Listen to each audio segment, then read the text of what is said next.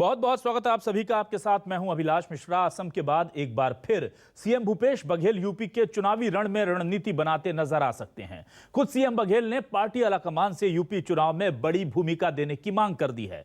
कांग्रेस जहां सीएम को बड़ी जिम्मेदारी दिए जाने पर अपनी पीठ थपथपाने लगी है अभी से, छत्तीसगढ़ कांग्रेस की बात करें तो वहीं बीजेपी असम के चुनावी नतीजों के बहाने सीएम पर तंज कस रही है। ऐसे में सवाल यह है कि यूपी में बेहद कमजोर पड़ रही कांग्रेस को क्या सीएम बघेल सत्ता की कुर्सी तक पहुंचा पाएंगे? ऐसे वक्त में जबकि छत्तीसगढ़ में खुद हालात खराब हैं, अगर सीएम यूपी में डेरा डालेंगे तो फिर छत्तीसगढ़ की समस्याओं का निदान कैसे होगा? कोरोना काल में जो हमारे विकास की गति रुकी है छत्तीसगढ़ में, वो आगे कैसे बढ़ेगी?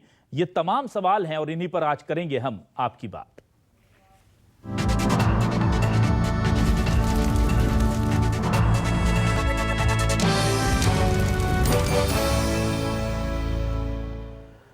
उत्तर प्रदेश के सियासी समर में कांग्रेस की हालत क्या है पूरा देश जानता है।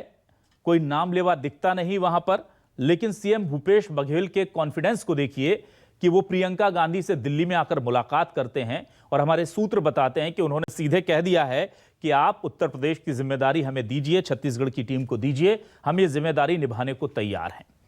अब ये केवल एक मांग है या इसके पीछे बहुत बड़ी पॉलिटिक्स है, इस पर हम आज बात करेंगे। पहले आपको दो बयान सुनाते हैं। बीजेपी और कांग्रेस इस नई मांग जो बघेल ने की है जिम्मेदारी की, उसे लेकर क्या कह रहे हैं, सुनिए। अब सौभाग्य से पूरे प्रदेश छत्तीसगढ़ के जो माननीय मुख्यमंत्री जी की कार्य प्रणाली है, छत्तीसगढ़ मॉडल, पूरे हिंदुस्तान में चर्चा उसकी हो रही है। अब इस विकास के सपने को लेकर के अगर हाईकमांड उत्तर प्रदेश की जवाबदारी भी माननीय मुख्यमंत्री भूपेश बघेल जी को सौंपती है तो मैं ऐसा समझता हूँ कि छत्तीसगढ़ का सौभाग्य होगा। अभी अनेक राज्यों में लगातार जिम्मेदारी भूपेश जी को दी जा रही है, उत्तर प्रदेश में भी उनकी पूरी टीम को जिम्मेदारी दी जाती है तो अच्छा करने का प्रयास ही होगा। अच्छा, जय जय पैर पड़े संतन के तह तह बंठाधार। असम में भी लोगों ने देख लिया है, पंचायत चुनाव में भी लोगों ने देख लिया है, और आने वाले समय पर पिछली बार राहुल जी, सोनिया जी ने जिम्मेदारी ली थी, अब ये उनसे भी बड़े नेता हैं तो और अच्छा जिम्मेदारी लें। तो आइए देखते हैं क्या है हमारे आज के सवाल। न्यूज़ 24 मध्य प्रदेश छत्तीसगढ़ के आज के सवाल, आपकी बात छत्तीसगढ़ के, ये आपको हम बताते हैं। यूपी में कांग्रेस की जंग भूपेश बघेल के संग, सीएम बघेल ने मांगी जिम्मेदारी, असम के बाद क्या यूपी की है बारी? सीएम यूपी जाएंगे तो छत्तीसगढ़ में काम कैसे हो पाएंगे, ये बड़ा सवाल है।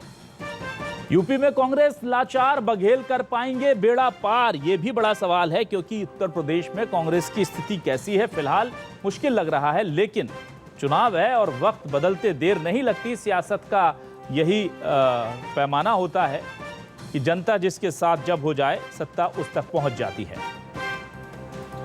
हमारे साथ मेहमान जुड़ चुके हैं, खास मेहमानों का रुख करेंगे, सीधे आपको हम तारुफ करा देते हैं अपने दर्शकों का हमारे खास मेहमानों से। हमारे साथ जुड़ चुके हैं सुरेंद्र शर्मा जी, वरिष्ठ कांग्रेसी नेता हैं। सुरेंद्र जी, बहुत बहुत स्वागत है आपका न्यूज़ 24 मध्य प्रदेश छत्तीसगढ़ पर। संजय श्रीवास्तव जी, भाजपा प्रवक्ता, हमारे साथ जुड़ चुके हैं। संजय जी, बहुत स्वागत है आपका न्यूज़ 24 मध्य प्रदेश छत्तीसगढ़ पर। और हमारे साथ आवेश तिवारी जी, वरिष्ठ पत्रकार, जुड़े हैं। आवेश जी, बहुत स्वागत है आपका भी न्यूज़ 24 मध्य प्रदेश छत्तीसगढ़ पर। सबसे पहले मैं रुक करता हूं सुरेंद्र जी, आप छत्तीसगढ़ में हालात बहुत अच्छे अभी नहीं हैं, हम अभी अभी उभरे हैं कोरोना की बहुत महामारी से और बहुत कुछ किया जाना बाकी है। 1.5 साल के आसपास तो सरकार का इसी में गुजर गया कोरोना में। ऐसे में इतनी बड़ी जिम्मेदारी मांग लेना भूपेश बघेल जी का, या इतनी बड़ी जिम्मेदारी के लिए तैयार दिखना, क्या आपको लगता है कि छत्तीसगढ़ के लोग थोड़े से इससे डरेंगे नहीं, थोड़ा भय नहीं होगा कि हमारा सीएम अगर फिर वहां लग जाएंगे तो शायद यहां कुछ कमी रह जाए?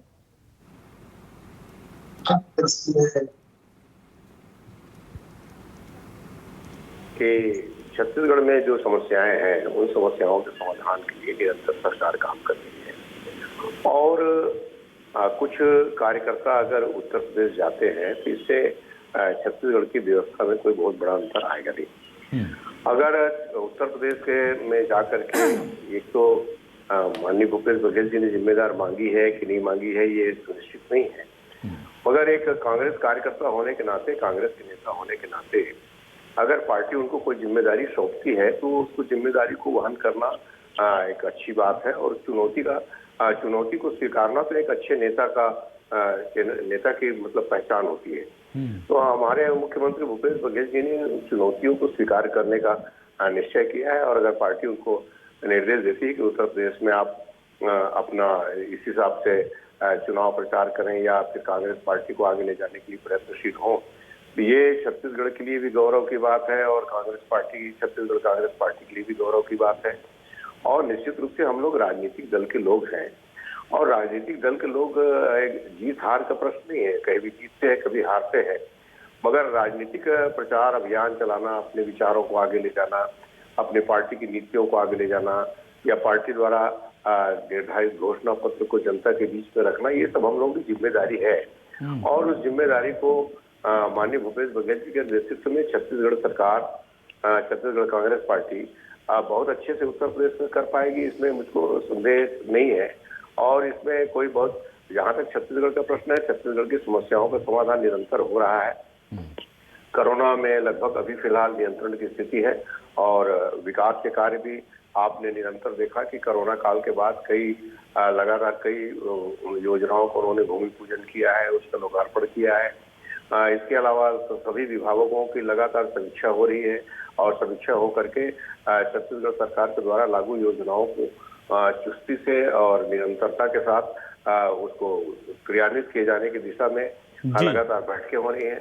तो मुझको ऐसा ज्यादा दिक्कत वाली बात नहीं लगती अगर छत्तीसगढ़ के नेतृत्व को उत्तर प्रदेश में जिम्मेदारी मिलती है, तो हमारे लिए खुशी और गौरव की बात है।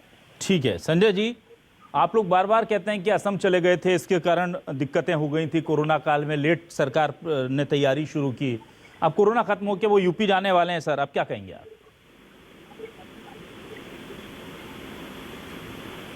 देखिए अभिलाष जी, वैसे तो विशुद्ध रूप से किसी भी राजनीतिक दल के कार्यकर्ताओं की चुनावी यदि ड्यूटी लगती है तो इसमें कहीं कोई आपत्ति की बात नहीं है, और जाना भी चाहिए। यदि हाईकमान कहता है, यदि बुलावा आता है, तो चाहे वो कांग्रेस के हों, चाहे बीजेपी के, चाहे अन्य दलों के लोग हों, निश्चित रूप से अपनी पार्टी के हितों के काम के लिए जाना चाहिए।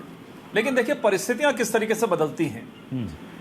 ये कांग्रेस के लोग, चाहे वो डिबेट की बात कहें, परिचर्चा की बात करें, चाहे क्षेत्र में कहें, ये 15 साल की डॉक्टर रमन सिंह की सरकार पर सवाल खड़ा करते थे, उनके नेतृत्व पर सवाल खड़ा करते थे।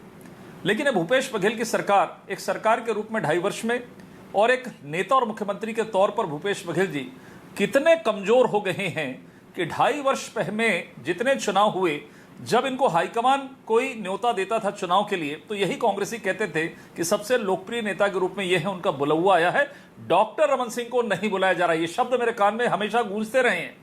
आज स्थिति यह हो गई है केवल 2.5 वर्षों के अंदर में सरकार की, और विशेष रूप से भूपेश बघेल जी की, कि अपनी राजनीतिक साख को बचाने के लिए उनको अब हाईकमान के पास में जाके मांगना पड़ रहा है कि यूपी चुनाव के अंदर में मुझे मौका दिया, छत्तीसगढ़ के कार्यकर्ताओं को मौका दिया जाए। मुद्दा इस बात का है, मुद्दा इस बात का नहीं है। ये तो हर एक चुनाव में कहीं ना कहीं राज्यों के कार्यकर्ता एक दूसरे के उसमें जाते हैं, कहीं आपत्ति नहीं है, लेकिन विशेष रूप से फोकस करके जो चीजें सामने आई है। दूसरा विषय यह है कि अब 2.5 वर्ष में समीक्षा हो गई है सभी विभागों की, हाथ में आया कुछ नहीं है, तो अब कैसे काम खड़ा किया जाए? आधे से ज्यादा समय निकल गया है, तो अब हम यूपी चलें, फिर 2-3 महीना निकल जाएगा। तीसरी लहर संभावित खड़ी हुई है सामने, दूसरी लहर के पहले असम का दौरा था, सिर से चिताया गया, एक सकारात्मक हमने विचार दिया बीजेपी विपक्ष होने के नाते कि देखिए यहां पर कोरोना है, आप यहां पर ध्यान दीजिए। और फिर तीसरी लहर जब संभावित जो चल रही है, मैं तो चाहता हूं बीजेपी के प्रवक्ता होने के नाते कि तीसरी लहर आए नहीं, ताकि हमारा राज्य सही रहे, राजनीति बाद में होती रहेगी, लेकिन संभावित तीसरी लहर है, इसलिए इस पर भी विचार करने की आवश्यकता है। और सबसे महत्वपूर्ण, भूपेश बघेल जी को भी ब्रांडिंग चाहिए और राजनीतिक जीवन उनका भी ठीक चलता रहे। जिस तरीके से उन्होंने अपने आप को प्रोजेक्ट किया था, या पार्टी ने प्रोजेक्ट करने का प्रयास किया था, मैं कोई उंगली नहीं उठा रहा हूं, लेकिन जो चीजें सामने आ रही हैं वो इस बात की सत्यता है कि निश्चित रूप से कांग्रेस का आला कमान, चाहे या कांग्रेस का नेतृत्व या कांग्रेस की जो छत्तीसगढ़ की सरकार है, इसकी स्थिति ठीक नहीं है। ठीक है अवेश जी, मैं आपके पास आता हूं, क्या कैसे किस एंगल से देखें इस खबर को सर? या तो भूपेश बघेल का कद बढ़ रहा है, उनका कॉन्फिडेंस देखिए, और पार्टी में वो अपनी पैठ दिखा रहे हैं, और इसके पीछे उत्तर प्रदेश के कुर्मी वोटर्स का, पिछड़ा वर्ग वोटर का बड़ा भी एक महत्व है, और इसीलिए शायद छत्तीसगढ़ को जिम्मेदारी मिले। पॉजिटिव रूप में देखें, जैसा बताया जा रहा है कि अब एक तरह से अपने वजूद को, अपने कद को बनाए रखने के लिए भूपेश बघेल को जाकर के आलाकमान से मांग करनी पड़ रही है कि आप मुझे जिम्मेदारी दीजिए, मैं इसे निभाऊंगा। ये देखिए अभिलाष जी, जो आपने बात कही, आपने वास्तववादी। यह बात निश्चित तौर पे है कि अगर भूपेश बघेल यह कहते हैं कि हम उत्तर प्रदेश की जिम्मेदारी लेना चाहते हैं, तो एक ऐसे वक्त में जब कांग्रेस के तमाम प्रवक्ता, कांग्रेस के तमाम महासचिव, कांग्रेस के तमाम बड़े नेता जिम्मेदारी लेने से बच रहे हैं, अगर भूपेश बघेल कहते हैं तो स्वागत करना चाहिए। लेकिन उत्तर प्रदेश में जो कानून व्यवस्था की स्थिति है, लगातार आप देख रहे हैं पिछले 1-1.5 माह से विपक्ष पूरी तरह से नदारद है। न तो समाजवादी पार्टी दिखाई दे रही है, न तो कांग्रेस दिखाई दे रही है, न तो बहुजन समाज पार्टी दिखाई दे रही है। ऐसे वक्त में अगर कांग्रेस पार्टी ये कहती है कि हम वहां पर जाकर के अपने जड़े जमा करके चुनाव लड़ेंगे और सफलता हासिल होगी, तो पहले तो यह देखना है कि एक ऐसा दौर जब कोरोना के दौरान लाखों मौतों के बाद और मोदी योगी के विवाद के बाद उत्तर प्रदेश में बीजेपी के खिलाफ माहौल बना हुआ है, लेकिन विपक्ष नहीं है। वैसे में कांग्रेस क्या करेगी अकेले? सबसे पहले तो स्ट्रेटेजी यह तय करनी चाहिए, आला कमान करेगा, भूपेश बघेल नहीं करेंगे कि चुनाव कैसे लड़ना है, अकेले लड़ना है या फिर साझे के साथ लड़ना है। पहले तो यह तय करना होगा। दूसरी बात आपको बताऊं, अभी बड़ी अच्छी बात आसाम की आई और तमाम राज्यों की बात आई।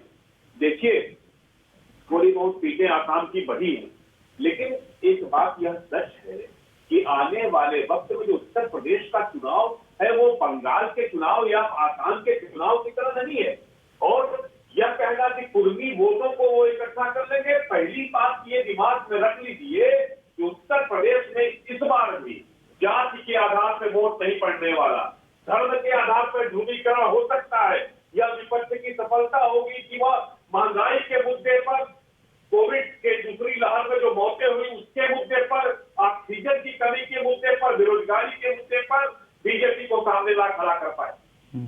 संभावना कम है, तो विपक्ष बहुत कम बचा है और विपक्ष पूरी तरह से बिखरा हुआ है उत्तर प्रदेश में। ठीक है, भूपेश बघेल ने कहा है स्वागत है, लेकिन देखना है कि कैसे जिम्मेदारी निभा पाएंगे उतने बड़े राज्य में जाकर। सुरेंद्र शर्मा जी, एक बार ये भी कही जा रही है कि कोई कमिटमेंट जो सरकार के विभाजन को लेकर था उसको ओवररूल करने के लिए या दिखाने के लिए कि अब वो सब बातें बीते वक्त की हैं और मैं सबसे आगे हूं, इसीलिए भूपेश बघेल जी ने ये बोल्ड स्टेप लिया है और ये मांग कर दी है कि आप देखिए, मुझे दीजिए जिम्मेदारी, ताकि उनका कद इतना बड़ा नजर आए। वो भी जानते हैं कि वहां पर बहुत आसान लड़ाई नहीं है, लेकिन कहते हैं ना कि जब ऐसी कोई जंग जिसमें जीत दिख नहीं रही हो, कोई सेनापति आके कहे कि मैं नेतृत्व करूंगा, तो फिर उसका कद बढ़ जाता है। तो अपने कद को बढ़ाने के लिए ये डिमांड ज्यादा की गई है, ऐसा कहा जा रहा है। देखिए, सबसे पहली बात तो ये है कि जो बीच में 2.5 साल का विवाद का प्रश्न है, जहां तक लगातार इसको भारतीय जनता पार्टी द्वारा प्रचारित किया गया और विभिन्न माध्यमों से इसका प्रचार हुआ, मगर वास्तविक में इसका यथार्थ में कहीं पर भी हम एक कांग्रेसी के होने के नाते हमने कभी इस बात को महसूस नहीं किया कि इस तरह की कोई बात है। और लगातार सभी नेता इस विषय में एक साथ होकर के एक साथ काम कर रहे हैं और छत्तीसगढ़ में इस तरह की कोई समस्या है नहीं। संजय श्रीवास्तव भाई ने कुछ बातें कही कि तीसरे लहर के संबंध में अगर छत्तीसगढ़ के मंत्री या नेता चले जाएंगे तो फिर क्या होगा। तो भगवान न करे, सबसे पहली बात तो ये है कि तीसरी लहर आनी नहीं चाहिए, और अगर ऐसी कोई परिस्थिति निर्मित होती है तो हमारे सरकार की प्राथमिकता निश्चित रूप से छत्तीसगढ़ होगी और छत्तीसगढ़ के जनता के हितों की रक्षा करना पहले प्राथमिकता के आधार पर होगा। तीसरा जो प्रश्न है, तिवारी जी ने बहुत सही बात कही। छत्तीसगढ़, उत्तर प्रदेश में कांग्रेस की सरकार पिछले 30 सालों से थी। इस बीच में कई तरह की सरकारें बनी, भारतीय जनता पार्टी की सरकार बनी, बसपा की सरकार बनी, सपा की सरकार बनी, सपा बसपा की सरकार बनी, बसपा भाजपा की सरकार बनी, और तमाम सरकारों को वहां की जनता ने देखा है। और हमेशा होता यह है कि लगातार ये बात आती है कि चुनाव के समय जो वास्तविक मुद्दे हैं वो गायब हो जाते हैं। और जैसा कि तिवारी जी ने कहा कि बिल्कुल सही है, महंगाई का मुद्दा है, चाहे पेट्रोल का मुद्दा है, चाहे कोरोना में मरने वाले लोगों का विषय हो, चाहे गंगा में बहती हुई लाशें हो, जनता के बीच में लॉ एंड ऑर्डर की जो व्यवस्था है उत्तर प्रदेश में, जो जंगल राज बना हुआ है, ये बहुत चुनौतीपूर्ण स्थिति है। और इस चुनौतीपूर्ण स्थिति में और खासतौर पे जब 30 सालों में लगातार सत्ता से बाहर रहने के कारण और कई बार कई सीटों में समझौता करने के कारण कांग्रेस की संगठनात्मक क्षमता में भी काफी प्रभाव पड़ा है। तो उसको फिर से पुनर्जीवित करना, उसको संचालित करना और जनता के बीच में इस विकल्प के रूप में अपने आप को प्रस्तुत करना कि हाँ, हम हैं ना भाई, भारतीय जनता पार्टी को आप हटाइए, हम सरकार चलाएंगे, हम आपकी समस्याओं को दूर करेंगे। ये एक मुद्दा केंद्र हाईकमान तय करेगा मुद्दा क्या रहेगा, मगर इन मुद्दों पर जा करके वहाँ चुनाव लड़ा जा सकता है। और ये बिल्कुल प्रशंसा की बात है, काबिल तारीफ है कि भूपेश बघेल जी ने ऐसे चुनौतीपूर्ण काम को सहर्ष स्वीकार किया है कि मैं वहां पर जा करके नेतृत्व करने को तैयार हूँ, चुनाव लड़ने को तैयार हूँ, चुनाव प्रबंधन के लिए तैयार हूँ। तो ये तो एक तरह से हमारे छत्तीसगढ़ के लिए बहुत अच्छी बात है। संजय जी, क्या दिक्कत है? देखिए, हमने देखा कि लगातार छत्तीसगढ़ का कांग्रेस का संगठन असम और दूसरी जगह पर अपनी जिम्मेदारी निभा रहा है, और अब पहली बार हम छत्तीसगढ़ के संगठन, चाहे बीजेपी हो, कांग्रेस या कोई भी हो, सियासी लोगों को दूसरे राज्यों में रणनीतियां बनाते देख रहे हैं। हम देख रहे हैं कि दूसरे राज्यों के चुनाव को मैनेज कर रहे हैं। हम देख रहे हैं कि दूसरे राज्यों के बूथ मैनेजमेंट से लेकर के बड़ी बड़ी रणनीतियों में बड़े अहम फैसले ले रहे हैं। राजेश तिवारी जैसे जो हैं वो बनाए गए हैं यूपी के प्रभारी सचिव। तो ये तो खुशी की बात होना चाहिए कि छत्तीसगढ़ का एक आम कार्यकर्ता, चाहे बीजेपी से जुड़ा हो चाहे कांग्रेस से जुड़ा हो, वो राष्ट्रीय फलक पर अपने काम को स्थापित कर रहा है। देखिए अभिलाष जी, आपने ठीक कहा। शायद आपने सुना होगा कि मैंने अपनी बातों को वहीं से प्रारंभ किया था कि सभी दलों के कार्यकर्ता राज्यों के चुनाव में जाते हैं, और हमारे यहाँ तो बरसों बरस से जाते हैं। 30-40 साल जब से पार्टी बनी तब से हम जाते हैं राज्यों के कार्यकर्ता, और कांग्रेस भी जाए, कहीं कोई आपत्ति नहीं है। लेकिन इस तरह की मांग जब होती है कि जवाबदारी ली जाए या दिया जाए, तो निश्चित रूप से कहीं ना कहीं सवाल खड़ा होता है उसके पीछे का मूल कारण क्या है। और हमें दिक्कत कहां है? छत्तीसगढ़ के मुख्यमंत्री जाते हैं, कहीं दिक्कत नहीं है। जब राष्ट्रीय नेतृत्व ही कमजोर है तो कहीं न कहीं राज्यों के अंदर में किसी नेतृत्व को तो देखना ही पड़ता है। लेकिन सर, फिर बीजेपी कहती है ना कि बघेल जी चले गए, इसलिए दिक्कतें हो गई। असम को लेकर के लगातार कहा आपने पूरे कोरोना काल में। लेकिन ठीक कहा अभिलाष जी, नहीं बिल्कुल वो स्टैंड है, आज भी स्टैंड है। मैंने कहा, मैं तो तीसरी संभावित लहर जो नहीं हो तो बेहतर है, ये बिल्कुल आज भी हम आगाज कर रहे हैं। पहली प्राथमिकता आपकी क्या है? छत्तीसगढ़ की जनता को तमाम वादे किए, उन वादों पर चर्चा आज मैं नहीं करना चाहता, शराबबंदी और तमाम प्रकार की बातें, लेकिन कम से कम अभी जो वर्तमान समस्याएं हैं उन समस्याओं को तो मुख्यमंत्री जी को देखना पड़ेगा ना। आप करिए उत्तर प्रदेश नहीं, आप बिहार भी जाइए, लेकिन आपको यह देखना पड़ेगा, क्योंकि आप अभी जब आप 1-2 दिन पहले, आज ही पेपर पढ़ रहा था, तमाम कोरोना की चीजों को उन्होंने कहा कि वो प्रधानमंत्री जी ने किया, केंद्र ने किया, ये भी किया, वो भी किया, सब कुछ किया, हमने कुछ नहीं किया। ठीक है, ये मुख्यमंत्री जी का आज का बयान है। तो फिर कहीं ऐसी चीजें ना हो कि यूपी के चुनाव के बाद लौटे हार कर और उसके बाद यहां कोरोना कहीं आ जाए, फिर यही कहेंगे तो केंद्र ने कर दिया। तो मुझे लगता है जो प्राथमिकता है, जो पहली प्रायोरिटी एक मुख्यमंत्री की, एक इस राज्य के मुखिया की, जिस प्रदेश के लिए होना चाहिए वो पहली होना चाहिए। उसके बाद आप कहीं दौरा करें, कहीं चुनाव प्रचार करें, कहीं आपत्ति नहीं है।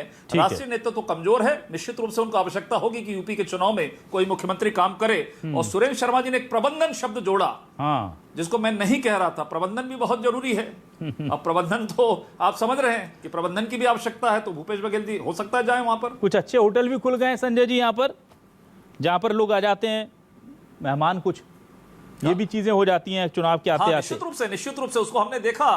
और मैं उम्मीद करता हूं कि वैसा प्रबंधन ना हो कि वहां के लोगों को, कैंडिडेट के लोगों को, अच्छा है ना सर, पूरे देश के लोगों को पता चल रहा है कि हमारे रिजॉर्ट और होटल कितने अच्छे हैं, प्रबंधन कम से कम ना हो।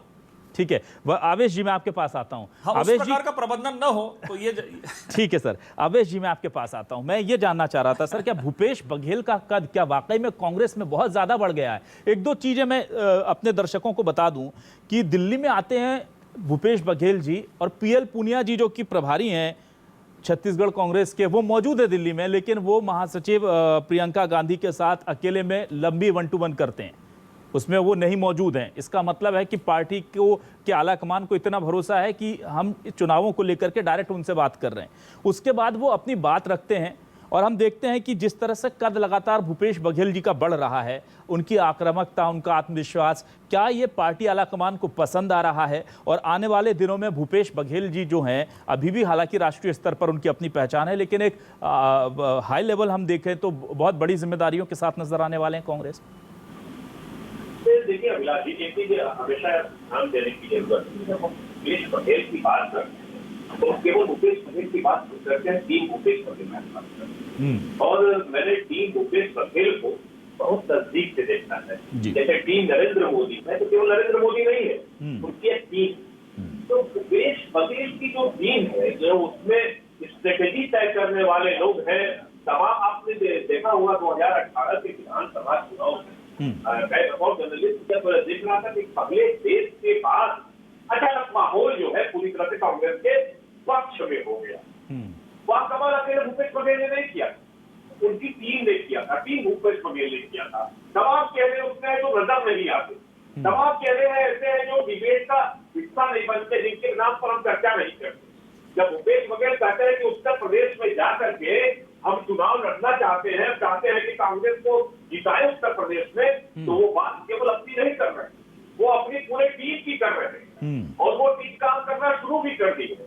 आप क्या स्क्रॉल चल रहा है, राजेश तिवारी की अगुवाई में छत्तीसगढ़ के लोग वहां पे होकर रहे थे, आसाम में हुआ था, आसाम में बड़ी टीम काम कर रही, लेकिन सच्चाई ये है कि चुनाव के कुछ दिनों पहले, कुछ महीनों पहले जैसे आसाम में हुआ, उत्तर प्रदेश में भेजने पर क्या उपयोगिता उसकी सिद्ध हो पाएगी। एक बात संजय जी को मैं टोकना चाहूंगा, संजय जी तीसरी लहर की बात कह करके जनता को का भयावह नहीं करना चाहिए। और दूसरी बात, जहां तक कोरोना की दूसरी लहर का सवाल है, सबसे पहला सवाल प्रधानमंत्री नरेंद्र मोदी से पूछा जाएगा।